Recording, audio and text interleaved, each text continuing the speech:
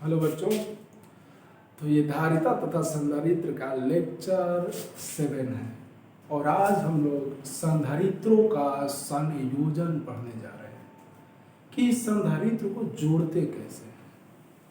तो संधारित्र हमने आपको बताया था कि इसमें संधारित्र बनाने के लिए इसका सिद्धांत यही होता है कि दो प्लेट्स होते हैं, एक प्लेट्स पर प्लस चार्ज दिया जाता है, एक प्लेट पर प्लस चार्ज दिया जाता है और दूसरे डिस्चार्ज प्लेट होता है। डिस्चार्ज प्लेट बोले तो जितना प्लस उतना ही माइनस। तो ये प्लस क्या करेगा, माइनस को अपनी ओर खींच लेता है और प्लस को इधर जने है उन्हें रहने देता है, धक्का मारता है प्लस है और माइनस है। लेकिन ये डिस्चार्ज प्लेट को अर्थिंग किया जाता है। अर्थिंग करने के कारण क्या होगा, अर्थ अपना भी से इलेक्ट्रॉन को भेज के बाहर वाले प्लस को कैंसिल करा देता है। जनरली प्लेट्स ऐसा बन जाता है, प्लस है में बाहर, माइनस है में अंदर।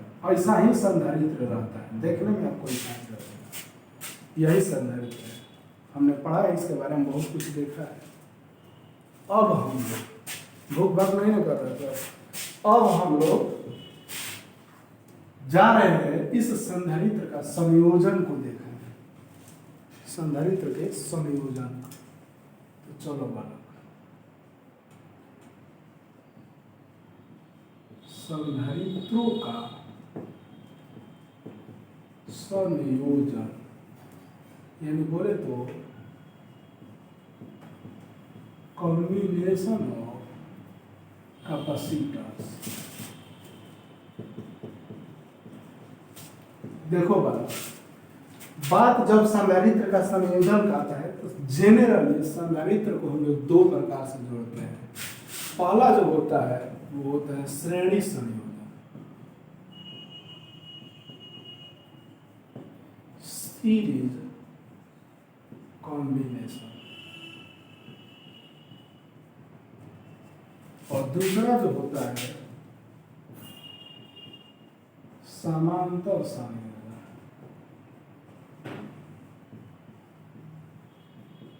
Parallel combination. ठीक है, यही श्रेणी संयोजन क्या है, कैसे जोड़ा जाता है, उसका धारिता क्या होगा, ये और समांतर संयोजन के बारे में हम लोग आज पढ़ेंगे। तो आइए हम लोग स्टार्ट करने जा रहे हैं श्रेणी संयोजन। हेडिंग डालिए श्रेणी संयोजन। लो, श्रेणी संयोजन बोले तो सीरीज कॉम्बिनेशन। अगर आपने प्रतिरोधकों का संयोजन पढ़ा है तो ये आपको बहुत आसानी से समझ में आ जाएगा। ये प्रतिरोधकों का संयोजन का एकदम उल्टा है। उसमें जो श्रेणी होता था प्रतिरोधक में, जैसे श्रेणी में हम करते थे तो जो जो फॉर्मूला आते थे, जो जो चीजें होती थी वो सब उल्टा हो जाती है।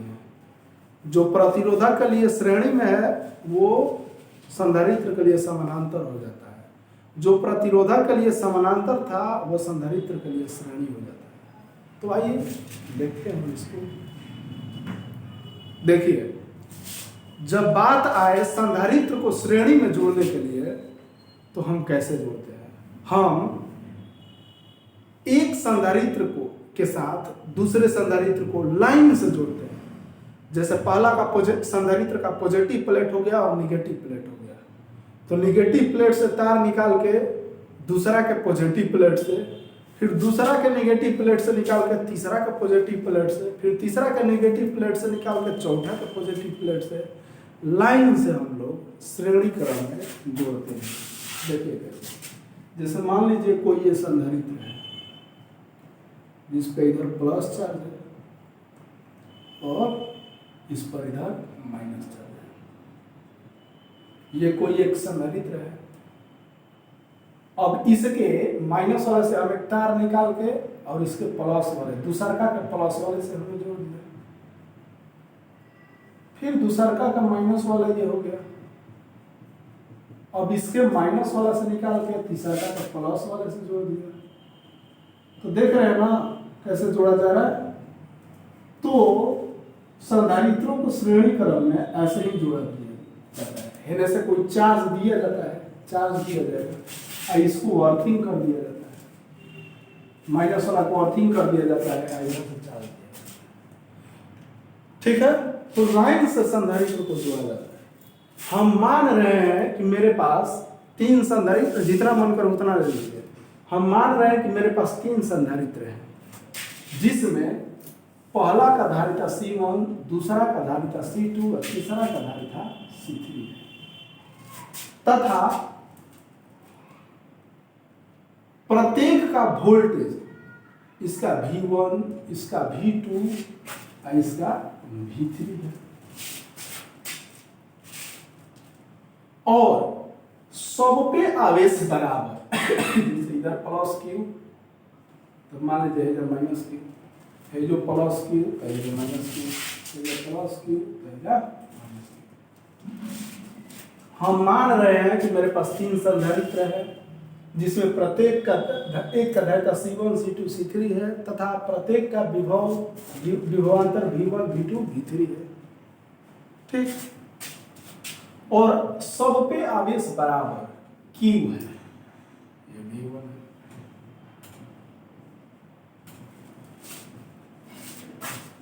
अब हमको इनको श्रेणी में, हमने इन तीनों को श्रेणी में जोड़ा हुआ है।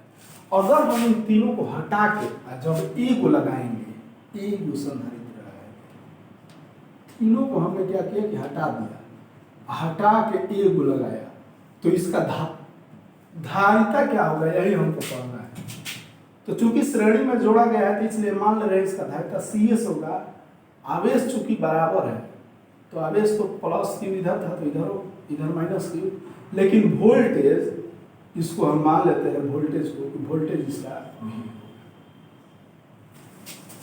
इन तीनों को हटा के जब हम को लगाएंगे, जिसका धारिता मान लेते हैं CS होगा, आवेश Q बराबर हो जाएगा, विभवांतर V होगा। अब सुनिए बात को, मेरा बात सुनिए आप।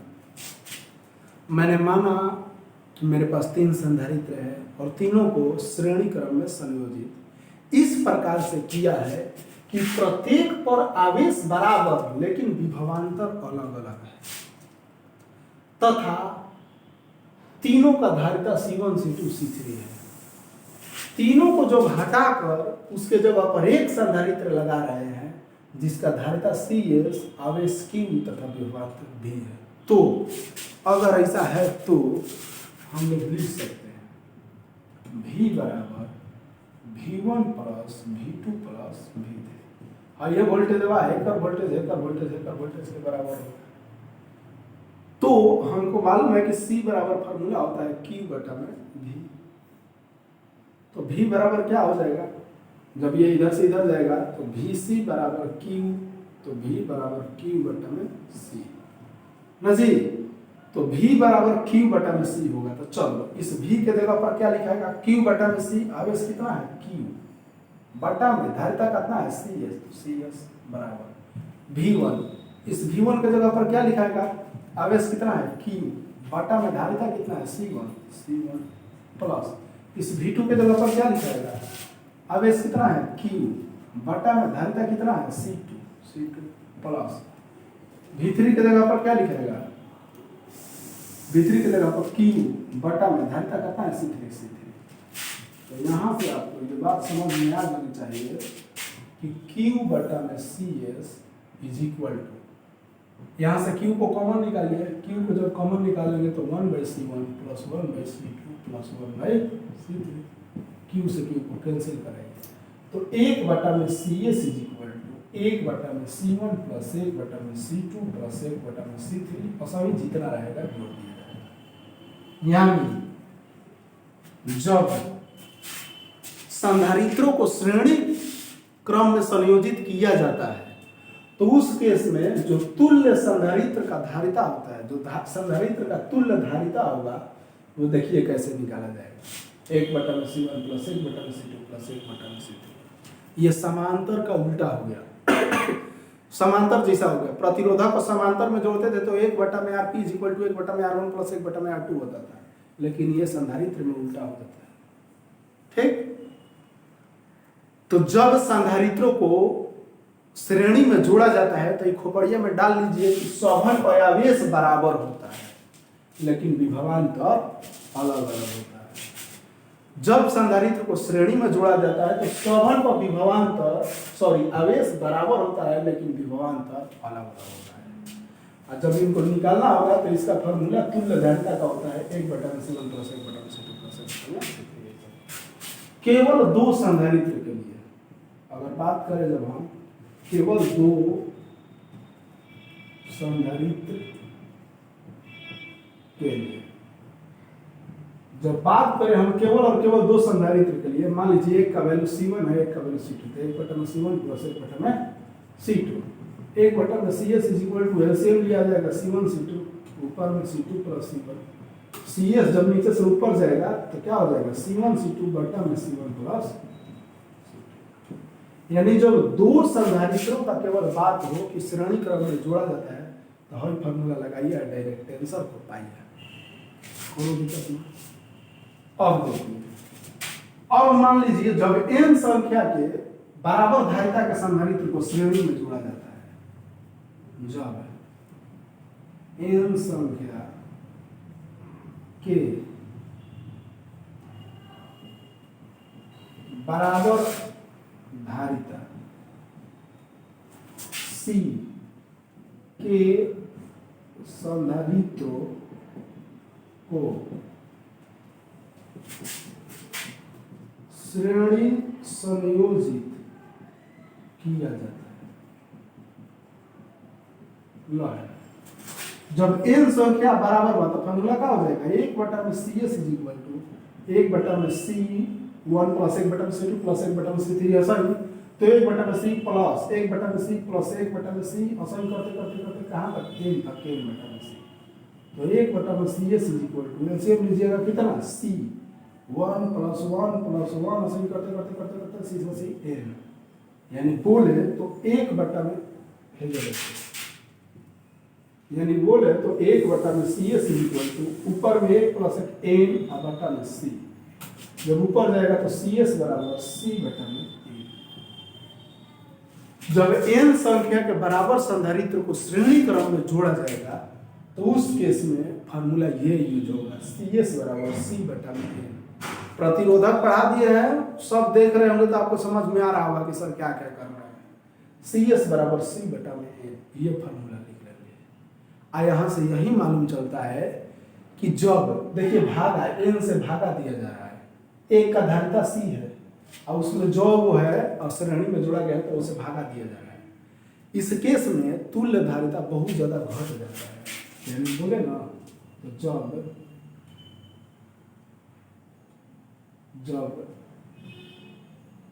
संधारित्रों को श्रेणी संयोजित किया जाता है तो तुल्य धारिता बहुत घट जाता है। दिमाग में रखिएगा, परिचय पूछते हैं। यानी कहने का मतलब है कि जो पंखा का कंडेंसर है, आपको हम 5 गो कंडेंसर दे दे, पर 1 गो कंडेंसर दिए तो पंखा आपका मान लीजिए लगाए तो धीरे धीरे चल रहा है। पुराना जमाना वाला 1950 वाला पंखा है, अंग्रेज के जमाना वाला, 1 गो से वो नहीं चल पा रहे, तो आपको हम 10 को ले आकर के दे दिए कंडेंसर कि लीजिए या जोड़ दीजिए कि तेज चलेगा। तो उसको कैसे जोड़िएगा, अगर आप उसको सीरीज में जोड़ देते हैं, लाइने से जोड़ देंगे, ये ना कहता चका लाइने से कर दीजिएगा, आप क के जोड़िएगा तो वो धीरे धीरे चलने लगेगा। काहे कि देखिए जब श्रेणी क्रम में जोड़िएगा ना तो एक तुल्य धारिता बहुत ही ज्यादा घट जाता है और वो चार्ज को और कम जमा करेगा तो का पंखा को देगा। इसलिए संधारित्र को हमेशा समांतर संयोजन किया जाता है, जैसे पंखा एकदम धक्का दो चले। समांतर बोले तो दोनों का प्लस वाला के एक जगह है, माइनस वाला के एक जगह, इना के लाइन से जोड़ दीजिएगा सेल जैसा, तो काम में बढ़ा देगा। ठीक, समझ रहे हैं बात को। ये आपका श्रेणी संयोजन हुआ, लिख लीजिए, छाप लीजिए। ठीक, श्रेणी संयोजन में ही फॉर्मूला होता है जो प्रतिरोधक में समांतर वाला होता है। अब हम लोग देखने जा रहे हैं समांतर संयोजन।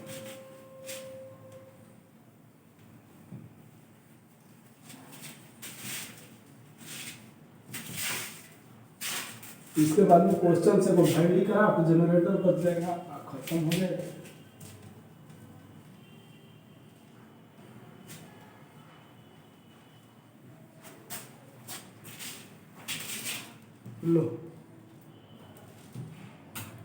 लो बालक, अभी हम लोग देख रहे हैं समांतर संयोजन।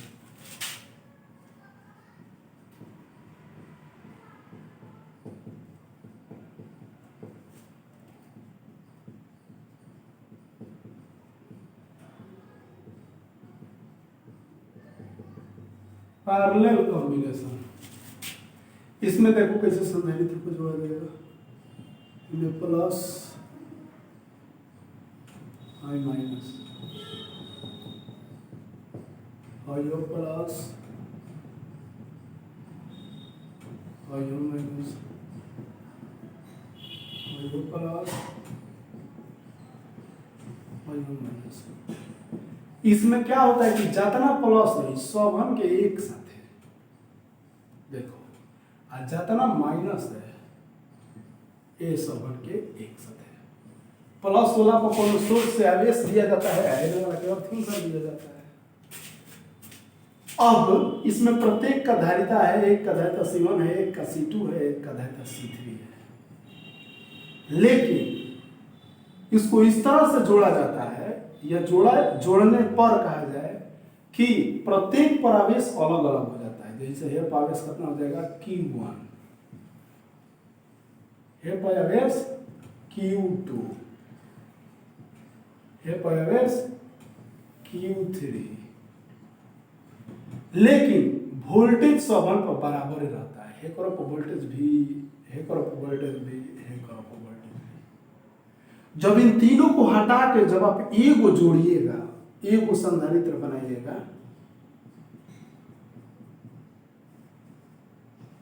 एक को संधारित्र बनाइएगा, और इस संधारित्र का अगर समानांतर में जोड़ा जाएगा तो धारिता मान लेते हैं Cp, चूंकि वोल्टेज सबन पर बराबर तो पर बराबर भी, आवेश हम मान लेते हैं पता था ना कि माना कि तीन संधारित्र जिनकी धारिता C1 C2 C3 है तथा प्रत्येक पर वोल्टेज बराबर V और आवेश Q1 Q2 Q3 है, तथा इन तीनों को हटाने पर एक संधारित्र लगाते हैं जिसका धारिता Cp, आवेश Q तथा विभवांतर V है। तो हम लिख सकते हैं कि यही आवेश Q जो है तीन पार्ट में बताया है, यानी Q बराबर Q1 plus Q2 plus Q3। आपको मालूम होना चाहिए कि C बराबर Q बटा में V, तो Q बराबर CV। तो बालक यहां से देखो Q के जगह पर क्या लिख सकते हैं, Cp into V, Cp into V बराबर Q1 के जगह पर क्या लिख सकते हैं, C1 into V plus Q2 के जगह पर क्या लिख सकते हैं, C2 into V, C2 into V plus Q3 के जगह पर क्या लिख सकते हैं, C3 into V, C3 into V। तो Cp इंटू V बराबर V को कॉमन निकाले, C1 plus C2 plus C3, V से V कैंसिल, तो Cp बराबर C1 plus C2 plus C3। ऐसे जितना होगा अपना जोड़ते चलेंगे। यानी जब कभी संधारित्रों को समांतर संयोजित करते हैं तो उस स्थिति में जो तुल्य धारिता होता है वो डायरेक्ट जोड़ते चले जाइए, C1 plus C2 plus C3 plus जोड़ते चले जाइए। जैसे प्रतिरोधक को हम लोग श्रेणी में जोड़ते थे, ठीक है, कोई दिक्कत? इस स्थिति में आप अपने माइंड में एक बात दिमाग में डाल के खोपड़िया में ताला मार लीजिए कि जब संधारित्रों को समांतर संयोजित किया जाता है तो प्रत्येक पर वोल्टेज बराबर होता है लेकिन चार्ज बराबर नहीं होता है। ठीक है, देखिए समांतर में जोड़ा गया तो वोल्टेज प्रत्येक पर बराबर होगा लेकिन चार्ज सब पर अलग अलग। अब देखिए, और मान लीजिए जब n संख्या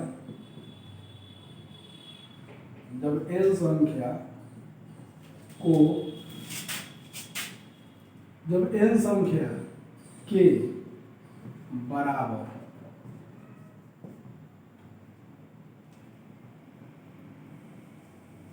संधारित्र C को समांतर संयोजित किया। मैंने कहा मतलब बाकी समांतर संयोजित किया जा रहा है n संख्या के। n संख्या है तो डायरेक्ट जोड़ते चल दिया, सब बराबर है, सब बराबर है, सब बराबर है, जोड़ते जोड़ते Cp बराबर क्या हो जाएगा, C इंटू Cp बराबर n इंटू C। यानी जब आप समांतर संयोजित करेंगे संधारित्रों को तो देखिए गुना हो जा रहा है, इस स्थिति में बहुत ज्यादा धारिता बढ़ जाता है। यानी जब संधारित्रों का समांतर संयोजन करते हैं तो तुल्य धारिता